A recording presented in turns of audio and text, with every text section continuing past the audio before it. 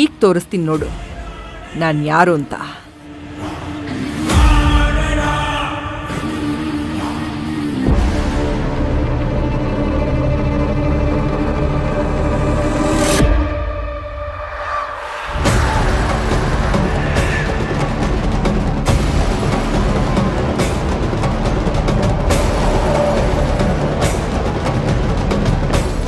ಟೀಗೆ ವಿಷ ಬೆರೆತಿದೆ ಅಂತ ಲ್ಯಾಬಿಂದ ರಿಪೋರ್ಟ್ ಬಂದಾಯ್ತು.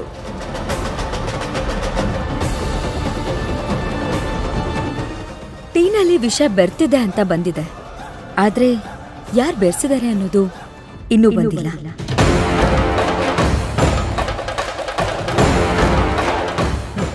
ನನ್ನ ಹತ್ರ ದುಡ್ಡಿದೆ. ನೀನೇ ಟೀಗೆ ವಿಷ ಬೆರೆಸಿದ್ದು ಅಂತ ಪ್ರೂವ್ ಮಾಡ್ತೀನಿ. ನಿಮ್ಮಂತ ದುಡ್ಡಿರೋ ನನ್ನ ಹತ್ರ 1000 ಜನ ಇದ್ದಾರೆ, ಆದ್ರೆ ಅವ್ರು ಯಾರನ್ನೂ ನಾನು ಉಪಯೋಗಿಸ್ಕೊಳ್ಳಲ್ಲ. ಯಾಕೆ ಅಂದ್ರೆ ನನಗೆ ಕಾನೂನ್ ಮೇಲೆ ಭರವಸೆ ಇದೆ. ಕಾನೂನ್ಗೋಸ್ಕರ ದುಡಿಯೋರಲ್ಲಿ ತಪ್ಪು ಮಾಡೋರು ಇಲ್ಲ ಅಂತ ನಾನು ಹೇಳಲ್ಲ, ಆದ್ರೆ ಕಾನೂನನ್ನ ಕಾಪಾಡೋದಕ್ಕೆ ನಿಯತ್ತಾಗಿ ದುಡಿಯೋರು ಜಾಸ್ತಿ ಜನ ಇದ್ದಾರೆ.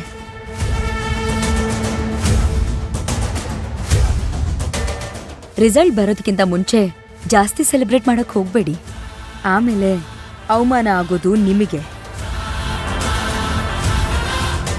ಅಕ್ಕ, ಇವಳಿಗೆ ಸೊಕ್ಕು ಜಾಸ್ತಿ. ಇವಳ ಹತ್ರ ಏನ್ ಮಾತು? ನೀವೇನ್ ಮಾಡ್ಬೇಕು ಅನ್ಕೊಂಡಿದೀರಾ ಅದನ್ನ ಮಾಡಿ ತೋರ್ಸಿ.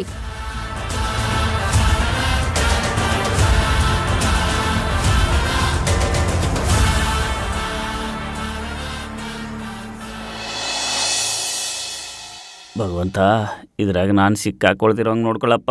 ನೀನೇ ನನ್ನ ಕಾಪಾಡಬೇಕು. ಹಾಂ,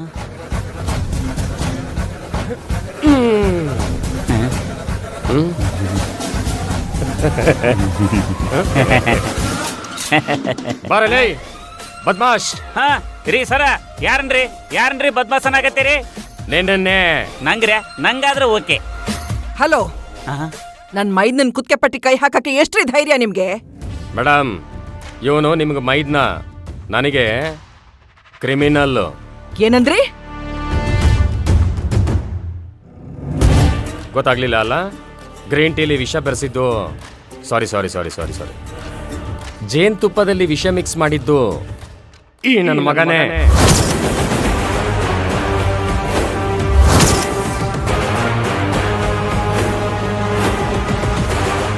ರೀ ಇನ್ಸ್ಪೆಕ್ಟರ್, ನನ್ ಗಂಡನೇ ಅನಿಲ್ ವಿಷ ಹಾಕಿದಾನೆ ಅನ್ನೋದಕ್ಕೆ ನಿಮ್ಮ ಹತ್ರ ಏನ್ರಿ ಇದೆ ಸಾಕ್ಷಿ? ಓ ಮೇಡಮ್,